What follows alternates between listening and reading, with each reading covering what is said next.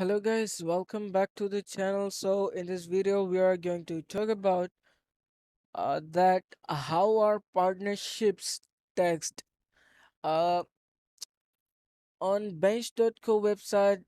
There is a complete guide of it and we'll read that guide or article to understand about it. So let's go and let's read out without wasting much more time.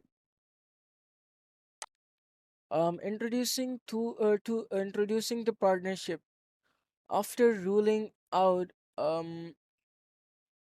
operating as a sole proprietorship or corporation, you may be wondering which ownership options remain.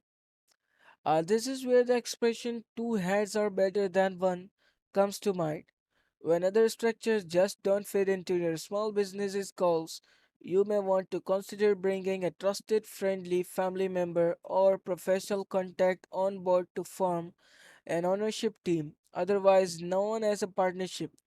In a partnership, each owner contributes financially and shares their relevant experience and knowledge.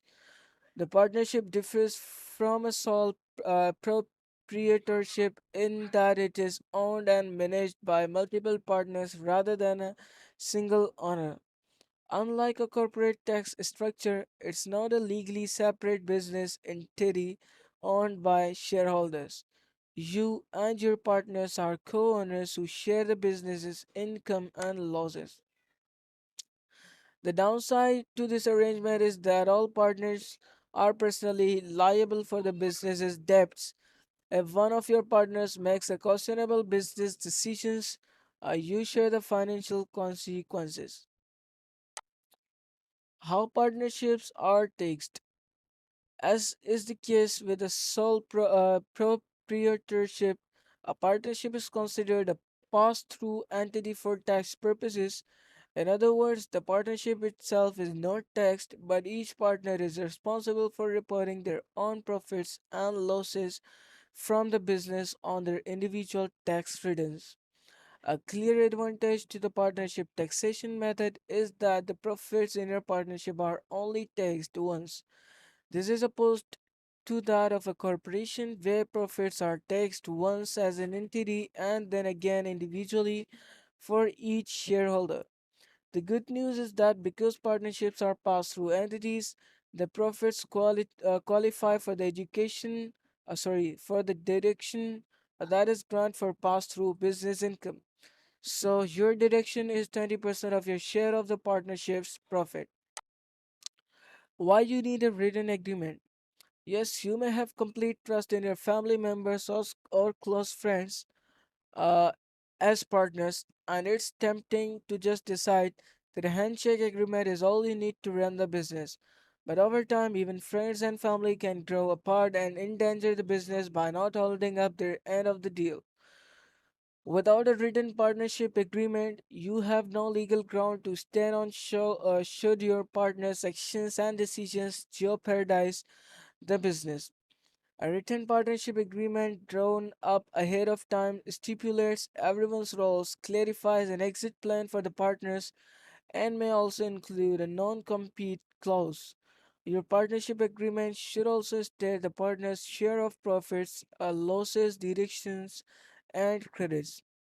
How profits are distributed in a partnership. Uh, Profits in the partnership are divided amongst the partners according to the partnership agreement and can either be distributed to the partners or reinvested back into the business. This is where the partnership agreement can be a valuable time saver.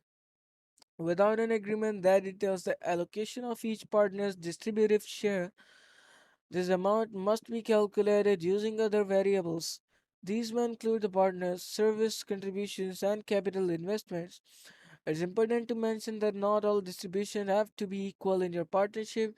Just because both business owners put in 50% of the business capital does not automatically entitle them to receive 50% of the profits. Instead, the partnership agreement can stipulate that the partner receives a specific percentage of the partnership profits regardless of their initial investment. How to file taxes for a partnership? IRS Form 1065. The allocation of profits or losses for all partners is calculated and recorded on Form 1065 at the end of each fiscal year. This form reports the partners' gains, losses, credits, and deductions to the Internal Revenue Service.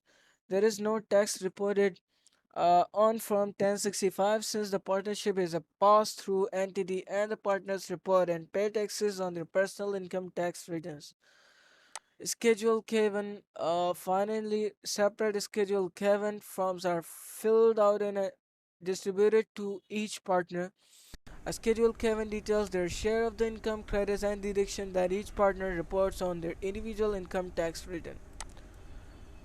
Paying estimated taxes, self-employed taxes, and some paragraphs are left, and you can read this paragraph by your own. So we are going to end this video right here, and I hope so you guys understood everything that I've taught you on this article till now. So yeah, we'll guys meet in the next video. Till that, take care, bye bye, see you, Allah Hafiz.